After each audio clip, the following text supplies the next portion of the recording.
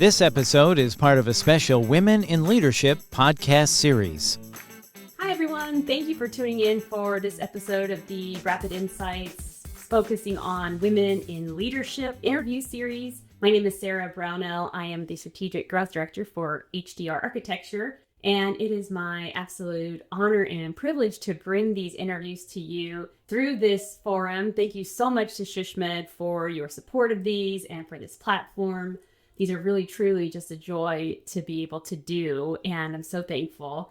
I am so excited about today's interview in particular.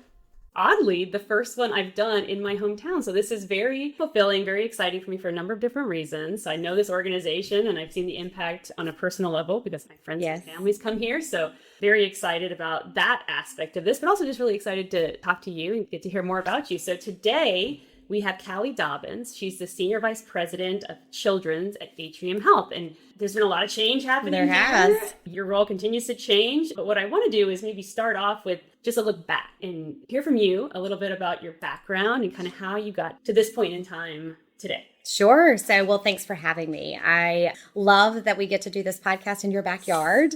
And I really look forward to the conversation. I've been excited about it all week. So I am a registered nurse. So I always start there because it is a really important element of who Callie is and who Callie wants to be, even in the leadership roles that she has today.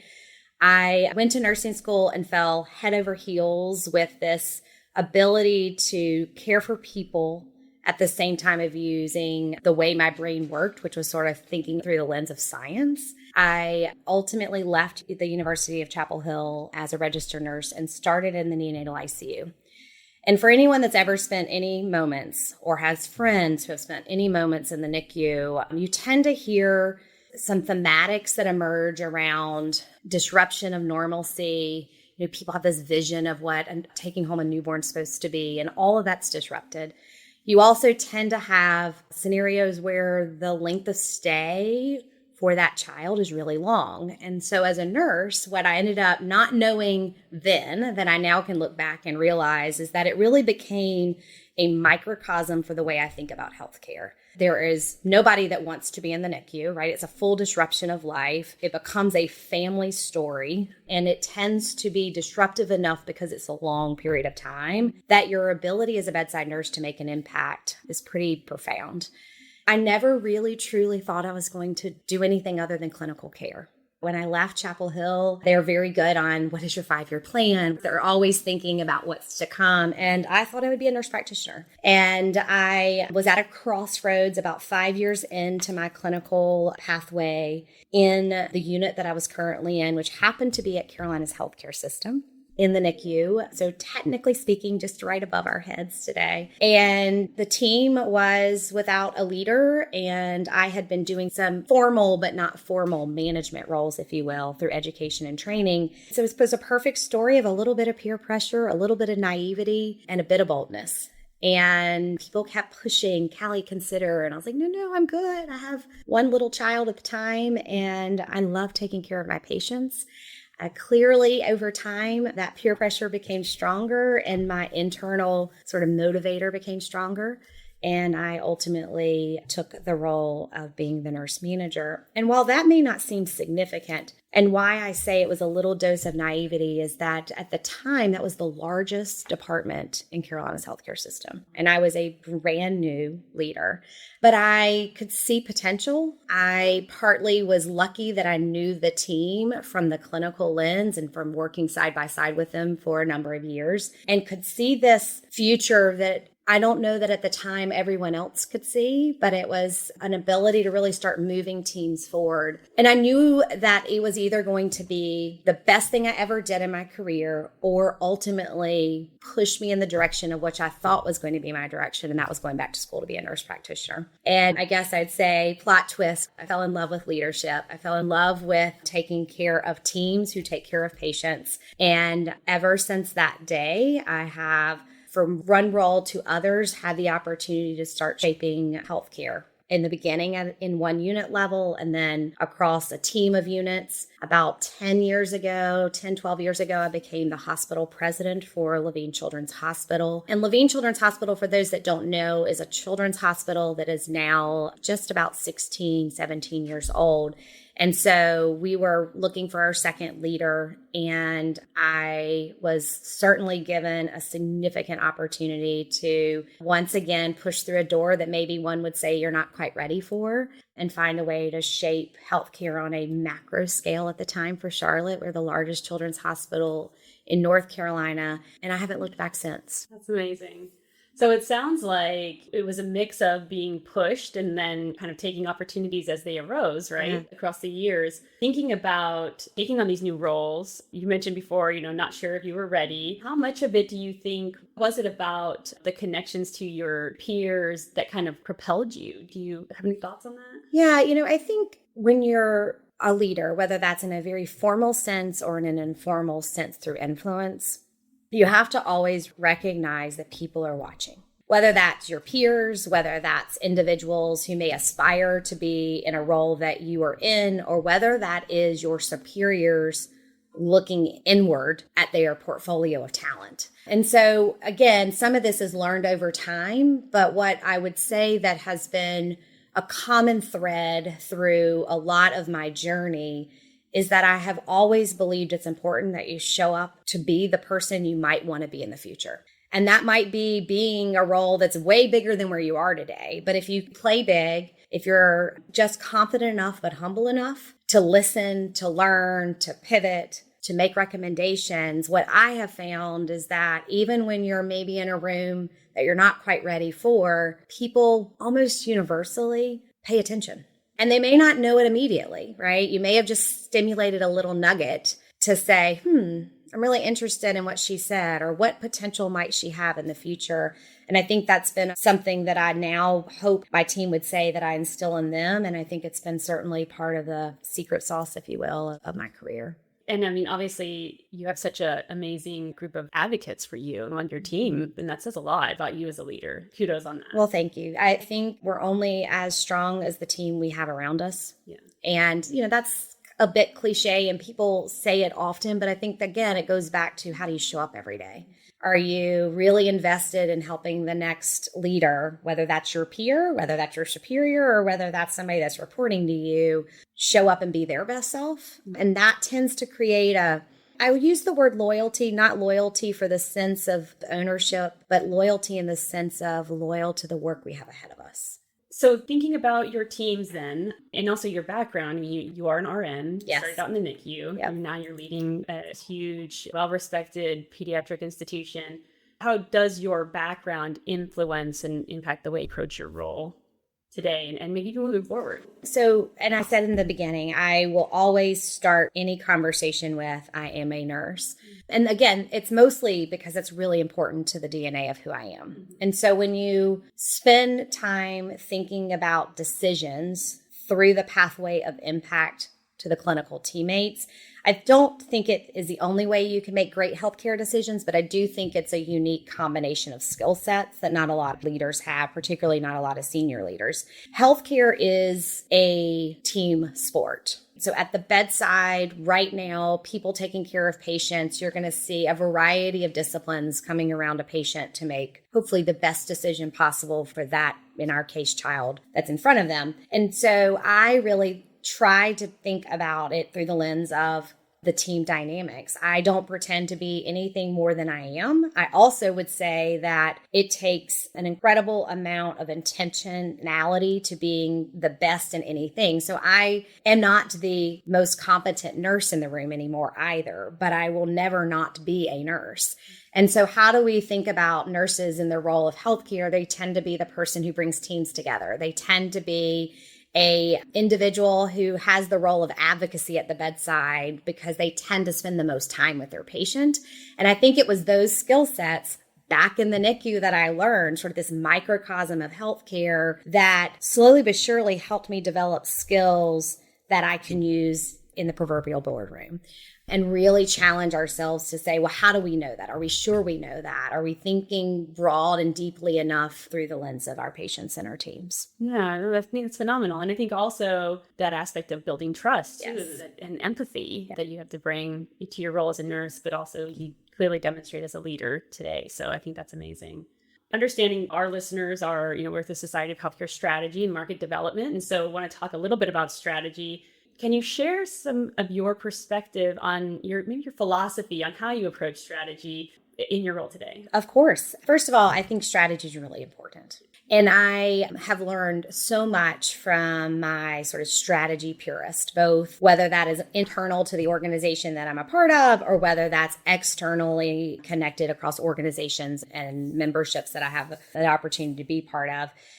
But what I would say that I sometimes see in this sort of juxtaposition between the work we need to do today and where we want to go in the future is what can feel like, as people talk about the future through the lens of strategy, as a little bit squishy and a little bit nebulous. Mm-hmm. Sometimes we'll say things like, oh, let's go find that strategy document, even on the shelf, if you will. And what I've really tried to create is the lens of thinking about strategy through the background of operations. I find that teams, when they're in the trenches, often need something to aspire to be next. And so that to me is what our strategy is. What are we trying to do tomorrow or in the future that today is going to set us up for that next success? And I really do believe that strategy should be inspiring. When we get people or teams around a room together to talk about what we want to do next, how could you not be inspired by it? And so I think through, what is it we want to do? What's the nation's best? In our case, I'm talking about children's healthcare. So what are some of the leading institutions across this country that are doing whatever it is differently, better than us? And where are we today? And how do we get ourselves from there to where we aspire to be? And then to me, the strategy is working backwards. It is truly a roadmap from, all right, well, if this is where we are, let's be honest about where we are, and this is where we want to be, then what is it going to take to get there? And what are those milestones? What are those check-in moments that we need to check ourselves against the reality of, are we actually becoming the thing, the whatever it is in front of us that we want to be? As I mentioned, the Children's Hospital is not very old in the season of life for children's hospitals nationally. And yet, the Children's Hospital that I have responsibility for in Charlotte has been able to become nationally ranked at a pace that very few have been able to become. And when I'm asked, well, how have you all performed and done something with such quickness? I really should go right back to my strategy philosophy. It's getting teams energized and excited about what's ahead and helping them have the tools to get there. Yeah, and it's really interesting because I think it kind of ebbs and flows sometimes across different organizations, where there'll be a big focus on the strategy as a vision and then a departure from the operations and execution, and then sometimes it's really more, okay, we've got to get our tactics figured out and our metrics figured out, and you kind of lose sight sometimes of the vision. So I think being able to think about it holistically, like you're talking about, is so important. And I think that is obviously it's evident in what you've been able to accomplish. So I think that's phenomenal. No, I think it's really a good call out in that. I guess the other piece that I try to not do is distinguish two buckets. Mm-hmm. And I think that's partly why we see this sort of tension at times of anchoring all the way back to laser focus and operations, or looking up and above, if you will, in the clouds. And to me, you can do both and should do both. Healthcare is complex. It also comes with a high degree of burnout. And to me, one of the ways that we help teams focus on the bright parts of healthcare is also reminding them, let's not forget about our strategy. Let's not forget about why we're here for the future and why we want to do today what we need to do, get ready for the future. And I do think trying to connect the two is an important aspect, particularly as we engage new leaders and younger generations within the healthcare portfolio. Yeah. So you mentioned it a little bit. I touched on challenges within healthcare. It is complex and it is ever changing. I think even now, I feel like now more than ever, but I don't know if we say that all the time. It seems like it's just a constant theme. It's true, right? And is it more complicated today than it was before or not? It feels like it. I agree. It's certainly complicated today and challenging today. Mm-hmm. And I think there's a lot of headwinds. I think we are all aware of that. So I want to talk a little bit about struggles and challenges, especially, for myself as a mom. I've noticed a desire to really try to smooth out the road as much as possible. We want to make everything needs to be easy. Bumps in the road are not good. Challenges are not good. Conflict is not good. But I do believe that there is learning in the challenge. And so for you, I'm curious, as you think about challenges or struggles, if there are instances that you would share where you had to face certainly challenging times, how that's shaped you, how have you navigated those in your career so far? Well, it has certainly been a bumpy road. And one of the things I think that we sometimes do ourselves a disservice when we talk about a career trajectory or a pathway of what we've done is we sometimes project it in a way that it's just been what you described, the smooth road from one step to the next. And the reality is as bumpy and as squiggly as roads are. I have certainly healthcare as an industry had incredible amount of challenges. You could think about the one that we all faced in 2020, right? And I would say we're still not fully recovered as an industry from COVID. And yet COVID's a good example of how I, as a leader, try to think about challenges in that as hard and difficult and uncertain as it was, there were equal number of amazing, brilliant, beautiful moments that I will forever be grateful for. And so it's interesting how whatever a challenge is, there are two sides to a coin. And some of it is one's mental sort of model that they think through challenges around. And some of it is the realities of what's facing you. But I do think when we are facing any of the headwinds, whether it's changes in reimbursement, whether it's changes in the perception of healthcare or clinicians nationally, right, we're facing a lot.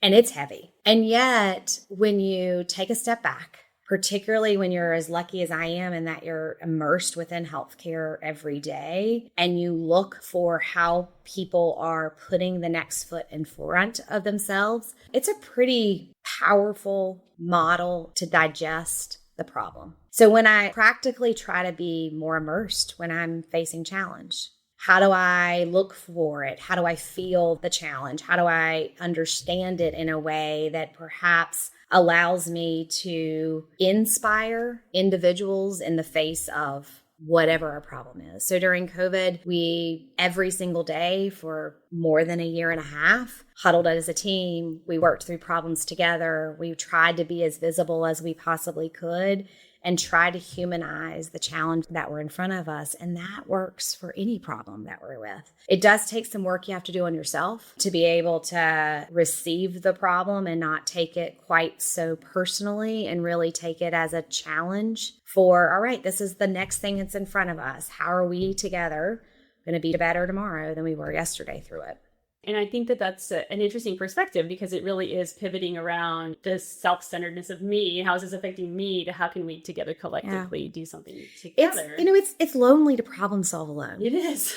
I mean, it is, right? And so I'm always amazed sometimes when I get a chance to talk to a leader and they're facing whatever it might be for the day or the week or the month. And you start talking it out with them, how cathartic it is by just bouncing thoughts with someone. And that seems, and that's not very provocative. Yeah.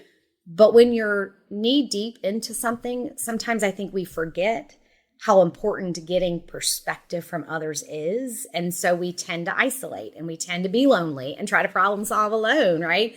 And yet when we take a minute and take a step back and pull people together, it's a lot more enjoyable to have a team around you and to solve a problem with it. Yeah, but it also takes time. So you have to have that team identified, right, and constructed. So I think my next question is, as you've tackled challenges, as you've looked at new opportunities, as you've grown in your career, how do you intentionally find, obviously you have your team, but how do you intentionally identify the people to surround yourself with to help you challenge your current thinking status, to think different, your intentionality around that? And how do you really look for that sounding board? I think that's an area where I've really worked on and over time recognized how valuable the intentionality to what you just said is. So sometimes we get lucky, right? And that we might have a team that's around us that's firing on all cylinders, and you realize, wow, how did I get so lucky? And other times we realize, wow, we're missing some voices. And so I'll go back to a little bit about how I shared earlier in the conversation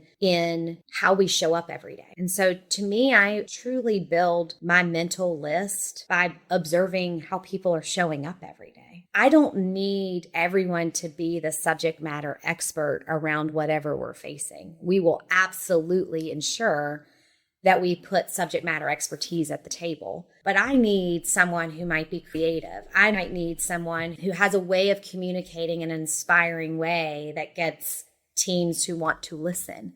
There are so many different skill sets that we sometimes undervalue because we tend to overvalue sometimes subject matter expertise in a problem-solving scenario. And so I have tried to build both my formal team, but also our larger expanded team to be reflective of the types of ways we solve problems in healthcare. We don't have only nurses. Of course not. We have physicians. We have therapists, we have child life leaders, we have people who are doing different facets of healthcare in leadership roles. Because I think by doing that, it diversifies the types of sort of DNA that you have within your team. And then you look for those soft skills. Yeah. And I think that the word you used is interesting, observing people and how they're showing up. And I think there's so much power in observation. I think that going back to one of the earlier questions about how your background in being a nurse really kind of helps in your role today, because that is obviously a very critical skill set to have in clinical care. That's true. I haven't connected that dot as well as you just did. I would also say particularly in pediatrics, because most of the time our patients can't speak for themselves. Yeah. And so you do have to hone your skills in observation. What I certainly really until today haven't really reflected on is how much I do lean on that skill. And I also would say equally, I am grateful for the leaders who saw my potential, who also leaned on that skill. Because you could easily argue that without a few people in my story taking a risk on me, that I wouldn't be sitting here. Because there were reasons, years of experience, subject matter expertise, clinical training, whatever it might have been. There were reasons people might have said, oh, well, we should find a different pedigree. And yet something gave them enough confidence in me that they said yes and let me have the next chance.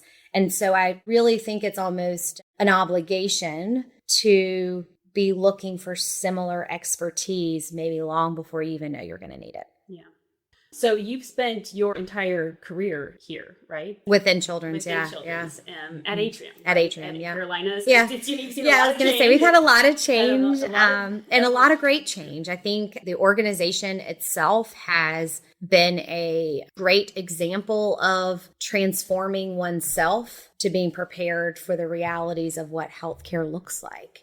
So while I've worked technically for the same organization, in some ways, I feel like I've had these mini chapters of different organizations that have challenged me to be a different leader than I was in the prior chapter. Yeah. And that's a really interesting point. I live here, so I've seen the organization grow and change from the outside. But yeah, that's a really interesting point I hadn't thought about before. But I think that takes a lot of resiliency to be able to kind of take those changes as they come, to grow in your career within an organization, even though the organization, as that organization continues to change. Sure. So thinking about resiliency, and then obviously the resiliency you need to be a clinical caregiver to pediatrics and incredibly complex patients that have families that come with it and all these other kind of dynamics that comes with taking care of these really, really special patients. So thinking about resiliency, how are you caring for yourself? Like, what are some of the things that you do to make sure that you are exemplifying that trait of caring for yourself and showing that for your team? Really great question. And I wish I could sit here and tell you that I have figured it out. I'm really looking for answers. But I haven't. But I'll give you some reflections, some nuggets that I've learned along the way that have been helpful for me. I genuinely believe you have to have work that provides you your own internal joy. I think that's a place to start. I think sometimes we don't take a moment to reflect. Is the work that I'm doing creating a sense of joy or pride or positive energy to start with? Because there are going to be hard days in any job we have, right? And so if you can start there, that's a good place to start. Secondly, I have never been a big believer in work-life balance. So I'm a mom. I have 2 children. I've really grown up in my leadership career as my children have been growing. And I believe that I am a better leader if I am feeling as though I've been the best mom I know to be, and vice versa. And so I had tried really early in my career to let go of some of the guilt. And I say that because I think sometimes resiliency is eaten away by sort of these like micro guilts that we all might prescribe to. And have I done that perfectly every day? No, but every day's a new day, right? And every week's a new moment. And so sometimes we win, sometimes we lose, and then we get ourselves back up. But I really have tried to immerse my philosophy, and my team knows I talk about it a lot, around work-life integration. And the reason why I think that's been important for me through the lens of resiliency is that I never wanted to create a scenario where there were winners or losers. And I wanted to try to the best of my ability to help my family understand why this work brought me joy and why there were days that I needed to prioritize, say, work over maybe something that I felt like I could do differently in life. And vice versa. I wanted my work team to appreciate for myself, as it makes me a better leader, but also hopefully role modeling for them too, that they too need to show up big for whatever it means. And if that's your family, great. A private organization that you're a member of, great. Whatever it is that you need to make you a better self, we need to prioritize that too. And so I really see it as like this just complete puzzle that just gets integrated. And so where possible, if I was at a community event and it was appropriate for my children to come, they came. Where possible, if I needed to leave in the middle of the day to go watch my kids perform something, I did.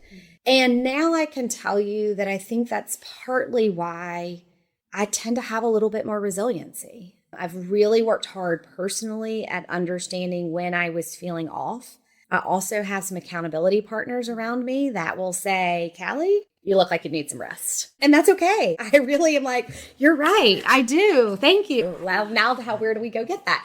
And so, I guess my advice around whatever it is that allows you to have your cup filled more than one way is that we really try to be intentional about filling it. Because I have found in some of the darkest, hardest moments in work, I'm not pouring from a fully empty cup. Yeah, I love that work-life integration, because I do have a challenge with work-life balance, that phrase. So I love thinking about it that way. And I also agree, I'm a mom of teenagers, and so I think accountability, for me anyway, they are the best accountability partners for me. Aren't they? With no trouble telling me when I am off balance or need to be pivoting. So what a blessing, right? So yeah.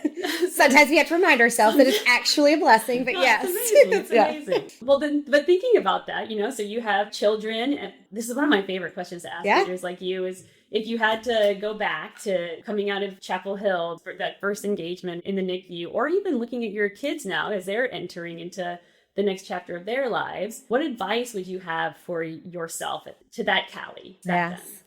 I've thought about this a good bit, and I don't know why I've thought about this recently, but I have thought about, if I were to tell my younger self something, what would it be? And this comes to mind. I think I would tell myself to take a breath and slow down a minute. Now, I've challenged that thought because I'm like, would I have really been able to and still be in the spot that I'm in? I don't know. What I mean by that sort of like take a breath and slow down a minute is sometimes when we are goal focused, sort of incrementally trying to meet that next strategy that's ahead of ourselves. Because as I mentioned before, I really try to put those two pieces together. Today makes tomorrow better. And so when you think that way, sometimes you're always thinking about tomorrow. And what I would hope I could teach myself is that it's okay to feel today a little bit more.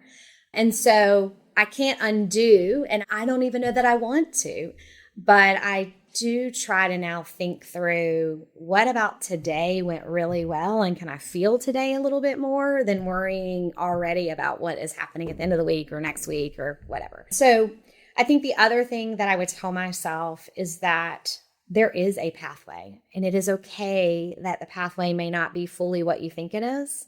Feel it, experience it, be bold enough to ask for opportunities to be exposed to different facets of whether it's healthcare or another industry, to see if there's something about yourself you haven't yet learned. Because I never dreamed I'd be sitting here. And I'm grateful that through sort of this combination of skill and will that I got here, and yet had people not poked a few of the things I didn't know I was good at, I don't know that I would have found it naturally. So I would certainly tell myself to embrace those things. Looking back as you're sitting in this chair today, what are some of the standout moments from your career so far? To me, they're some of our first. So I'm lucky that I have an opportunity to work across North Carolina and Georgia, but my home base was Charlotte. And I have shared that there's milestones along the story that others are surprised that we've achieved. And so I can remember distinctly the very first time we were ranked nationally. And we were a baby children's hospital. Yeah. And people might think, oh, okay, well, that's just an award that you're excited by. And it had nothing, honestly, to do with the award. It has everything to do with we executed on a plan that made care better. And we ultimately designed around a vision for the future that made me the most excited. It actually just happened last year. It's the first time that Levine Children's Hospital has been ranked in 10 specialties and actually tied as being the #1 children's hospital in the Southeast. And again, not about the award, about saying that in 17 years, we have inch by inch, block by block, taken the best of the best and made it our own. And ultimately through the lens of others saying, wow, they're doing something that deserves for people to know there's confidence in choosing here to have your child's care. And it doesn't get much better than that. My milestones tend to always be the underbelly of the how we achieve something, because I feel like otherwise it's just hope, wish, and dream. And we don't really know how we got there. And so to me, the milestones that I will always be proud of and always look for are the ones where we had a defined pathway and we got there. Yeah. Meeting those goals and the confidence that brings. And the pride. The pride. To me, the pride, right? Really deeply thinking about what would make care better. And I am biased because I'm a children's healthcare leader and nurse through and through. But what better place to make an impact than caring for children who one day are going to grow up and be the next generation of decision makers in this country. And so it's an obligation, but a really, really awesome opportunity. You can feel it when you walk into the building. You can see it in everybody's eyes, from the security desk to the receptionist. You can feel it in these walls that there's something special happening. So kudos to you and your team. Well, thank you. So great. Well, obviously, I mean, that's advice to this point now, but you have so much ahead of you, right? So you're just getting started. And so what's next for you? What are you looking forward to? I'm really excited about what's ahead. And maybe that's this like twisted scenario of we've got a lot of headwinds and I'm going to try to be the internal optimist as much as I can be. And so I'll own that. Yeah. But I love a good challenge. And so what I'm most excited about within the organization is helping shape what we can do with children's in a larger national scale. There are challenges that pediatric patients particularly face around how many hubs across the country there are to get care. I love some of the advancements in our ability to care for patients through technology. I think it is a differentiator, but I also think it's an enabler to access. And so I am really excited about some of the ideas that we have about truly walking the walk of bringing care closer to home and finding unique but high quality, high experience ways to solve for the deserts that exist for pediatric healthcare. And I think I'm well positioned in this organization to try out a model that maybe doesn't exist yet. I love that. Well, Callie, I thank you so much for the time. This has been really Thank you. amazing. It's been such a good conversation. I'm just really appreciating you taking the time to do this. Well, thank you. I really, really enjoyed our time as well.